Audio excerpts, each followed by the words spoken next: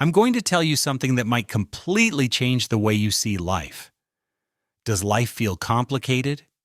Relationships, success, happiness? It all feels like an impossible equation, right? Wrong. Life is actually ridiculously simple. We just hate simple answers. Think about it. Every self-help book basically says the same thing. Eat less, move more. Relationships, communicate and care, success, work consistently on something valuable. But that sounds boring, so we complicate it. 47-step morning routines, miracle diets, hidden ancient secrets.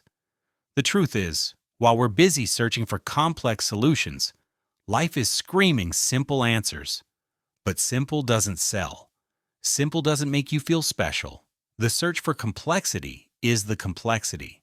Life was simple from the start. We're the ones who made it hard. Chapter 1. The Effort Paradox. The harder you try, the more you fail. I'm not joking. You can't force sleep. Chase happiness, and it runs away. Try to make someone love you and see how that goes. This is called the reverse law.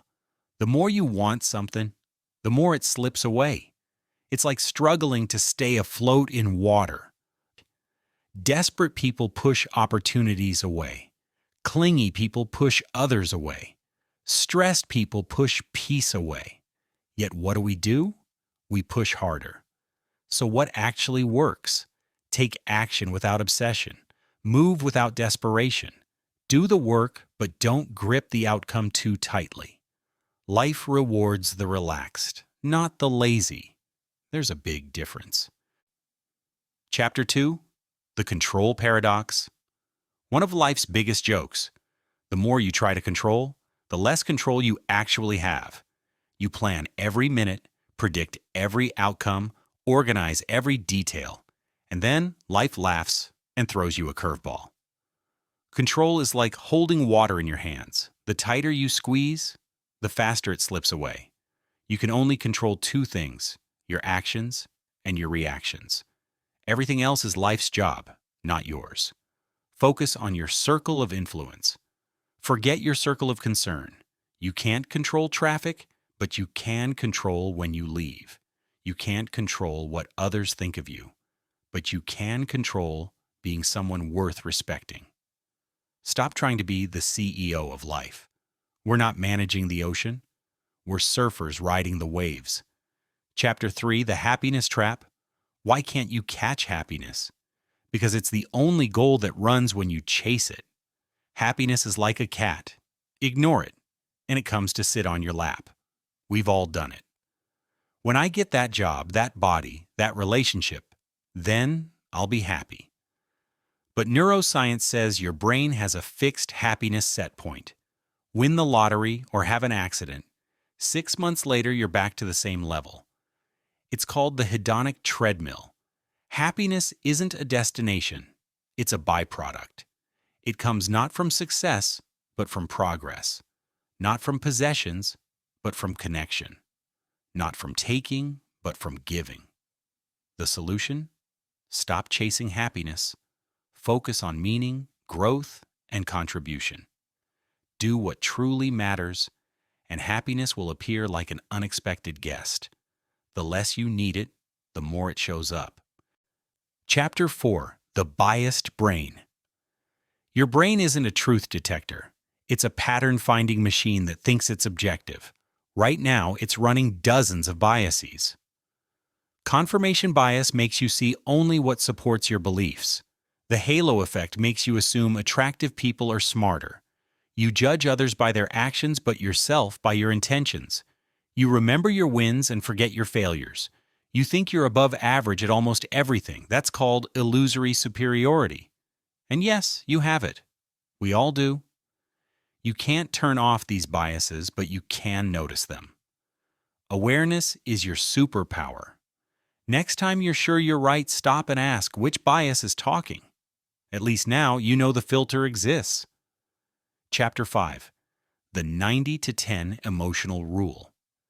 90% of your decisions are emotional, only 10% logical. Your logical mind isn't driving, it's narrating. You didn't choose your career logically. You felt drawn to it and then justified it. That gut feeling? It's your emotional brain processing microsignals faster than thought. Your emotional brain works 500,000 times faster than your rational one. By the time you start thinking, your emotions have already decided. But emotions aren't commands, they're data. Real power lies in the tiny pause between feeling and action. That's where your freedom is. Chapter 6, Memory, your personal fiction book. Your memories aren't recordings. They're editable Wikipedia pages. And you're the editor. Every time you recall a memory, you change it. Your brain fills in gaps, adjusts details, even invents things that feel real. You're not remembering the event. You're remembering the last time you remembered it. Experiments show people can be convinced of false memories so deep they'd swear they're real. Your brain is an unreliable narrator pretending to make a documentary. But here's the good news. If memories are editable, you can rewrite your story by choosing what to emphasize. Your life isn't a documentary, it's a narrative. Since you're already editing it, do it consciously. Highlight the parts that make you stronger. Chapter 7, the 80-20 life principle. 20% of what you do creates 80% of your results. The rest is just noise. 20% of your relationships bring 80% of your joy. 20% of your habits cause 80% of your problems. Life isn't fair, it's exponential. Find your vital 20% and focus on it. Which actions truly matter? Which relationships energize you? Which habits actually make a difference? Stop optimizing the trivial 80%. Most of what you do doesn't matter. That's the good news. You can cut 80% of your effort and barely notice the difference. Identify the vital few and go all in. Chapter 8, Habit Loops. You don't have bad habits, you have perfect loops with terrible rewards. Every habit follows the same pattern. Trigger, routine, reward. Pick up your phone, check social media, get a dopamine hit, feel more stressed, feel anxious, eat junk food, get temporary relief. Your brain doesn't care, it just runs the code. You can't erase habits, only replace them. Keep the same trigger and reward, but change the routine. Stressed? Do push-ups instead of eating junk. Same release, better outcome.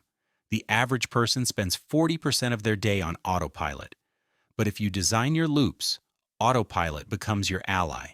Keep the trigger, keep the reward. Upgrade the routine. Chapter 10, the compound effect. Here's the math that changes everything. 1% better each day equals 37 times better in a year. Small choices create massive destinies. Read 10 pages a day, that's 12 books a year. Save $5 a day, that's $1,800 a year. Exercise 15 minutes a day, that's a whole new body. We overestimate what we can do in a day and underestimate what we can do in a year. Skip one workout, no problem. Skip 100, big problem. Small actions look trivial until one day they're everything. The secret isn't motivation or willpower. The secret is math. Focus on systems, not goals. One healthy meal, one page, one push-up. The compound effect will handle the rest. Here's the ultimate summary. Life isn't about finding yourself, it's about creating yourself. You're not discovering destiny, you're building it. Choice by choice, habit by habit, day by day. The paradoxes teach balance. The biased brain teaches humility. The compound effect gives you power. Everything connects. And here's life's cheat code in 3 parts. 1. Accept what you can't control, which is almost everything. 2. Master what you can, your actions and your reactions. 3. Use the compound effect. Small improvements every day. That's it. Everything else is commentary. Now you know how your brain works, why happiness hides, how habits form, and where your real power lies. You know your memories lie, your emotions drive, and your small actions shape your destiny. You have the manual. If you enjoyed this video, hit like, and if you want more, subscribe. Thanks for watching.